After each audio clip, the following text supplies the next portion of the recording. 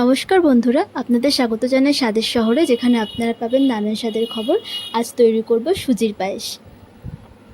এই পায়েস তৈরি করার জন্য আমি কোন কোন উপকরণ নিয়েছি সেগুলো স্ক্রিনে আমি লিখে দিয়েছি, আর কতটা পরিমাণে ব্যবহার করব সেটা আমি তৈরি করার সময় বলে দেবো, আর ডেসক্রিপশানেও লেখা থাকবে। সামনেই জন্মাষ্টমী আসছে, অনেকে ভগবানের প্রসাদ হিসেবে চালের অথবা সুজির পায়েস দেন। তো এইভাবে সুজি তৈরি করে আপনারা ভগবানের ভোগ হিসাবেও দিতে পারেন। তাহলে চলুন রেসিপিটা শুরু করা যাক। এখানে আমি নিয়ে নিয়েছিলাম 500 ml দুধটা আমি একটা গামলার মধ্যে ঢেলে ভালোভাবে জাল দিয়ে নেব।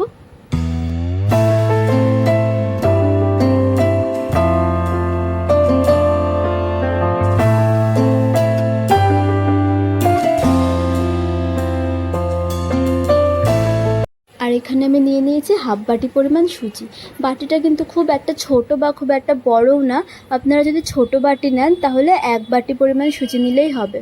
এবার কড়াইটা আমি গ্যাসে বসিয়ে দিয়েছি, আর কড়াইটা হালকা গরম হয়ে গেলে তার মধ্যে আমি এখানে 3 চামচ পরিমাণ ঘি দিয়েছি।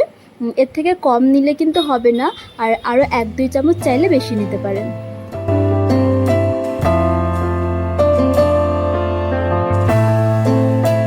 ঘি কড়াইতে দেওয়া মাত্রই গরম হয়ে যায়, আর বেশিক্ষণ ঘি রাখবেন না কড়াইতে, তাহলে জ্বলে যায়। এরপর দেখুন ঘিটা দিয়েই আমি উপর থেকে সুজিটা দিয়ে দেব, আর এটাকে হালকা লালচে করে ভেজে নেব।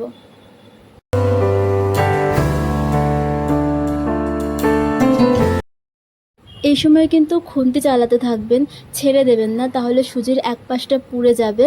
আর ভগবানের ভোগে তো পোড়া জিনিস বা কালো হয়ে গেলে সেটা দেওয়া যায় না, আর দেখতেও খারাপ লাগে।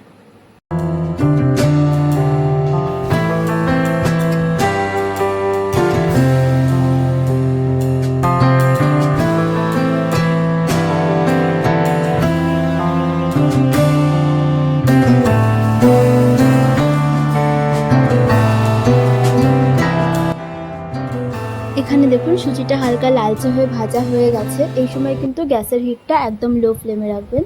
এরপর আগে থেকে জাল করে রাখা দুধটা আমি এর মধ্যে দিয়ে দেবো। দুধটা যেহেতু গরম ছিল সেজন্য দেওয়ার সঙ্গে সঙ্গে ফুটতে শুরু করেছে, আর দুধ দেওয়া হয়ে গেলে সঙ্গে সঙ্গে এটাকে ভালোভাবে নেড়ে দেবেন, নাহলে সুজিটা এক জায়গায় দলা পাকিয়ে যাওয়ার সম্ভাবনা থাকে।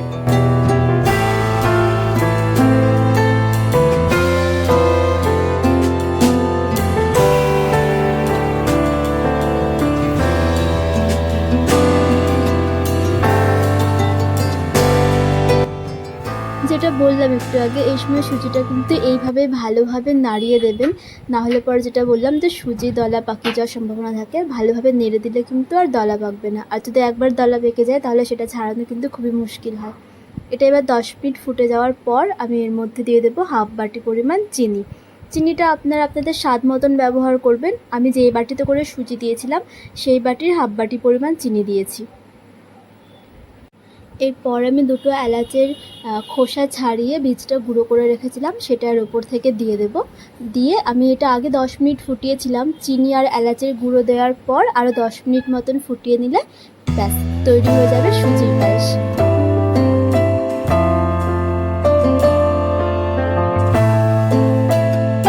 পুরো পায়েসটাই কিন্তু মিডিয়াম হিটে তৈরি করবেন, হাই হিটে দেওয়ার দরকার হয় না।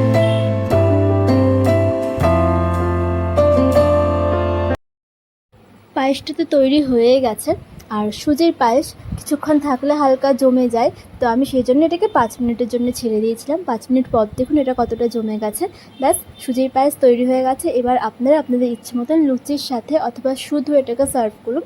আর আপনারা চাইলে এভাবে পায়েস তৈরি করে ভগবানের ভোগ হিসেবেও দিতে পারেন। আর আমার করা ভিডিওগুলো যদি আপনাদের ভালো লাগে তাহলে প্লিজ আমার চ্যানেলটি সাবস্ক্রাইব করবেন, পাশে থাকবেন। ধন্যবাদ।